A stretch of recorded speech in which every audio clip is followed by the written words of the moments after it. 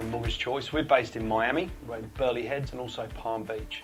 I'm going to give you some information that is going to be vital for you to understand in the changing credit reporting. So I'm going to try and cover it as quickly as I can for you so that it's an easy understanding, and you need to try and change and possibly look at your behaviours with credit and how you treat it. Otherwise, you may find it's going to be harder to get loans. So credit reporting, this is what your credit report looks like. It gives you a score.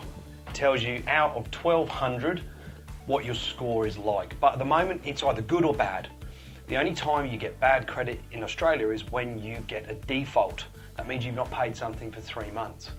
What's changed is now lenders are reporting on a monthly basis on your conduct. So it's going to change the landscape quite a lot. So let's talk about this. So each of the lenders, so far, the only big four bank that's doing it is NAB. You've got international banks like HSBC and Citibank are already doing it because they do it in markets like America and the UK. But what's going to happen is you're going to have your payment history recorded over 24 months.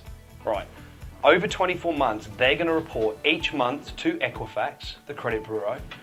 They're going to say an R is not reported yet. So if you look at these numbers across here, this means it's not reported. A 0 means you're on time. That is basically between 0 and 14 days. So they do give you 14 days grace. The minute you tick over 14 days late for your payment on your loan, on your credit card, personal loan, car loan, you're going to get a 1, which means you're overdue. And every single person that you apply for credit with is going to see it. It's going to be recorded. Then a 2 is if you're between 30 and 59. A 3 is between 60 and 89 days, and a 4 is between 90 and 120 days.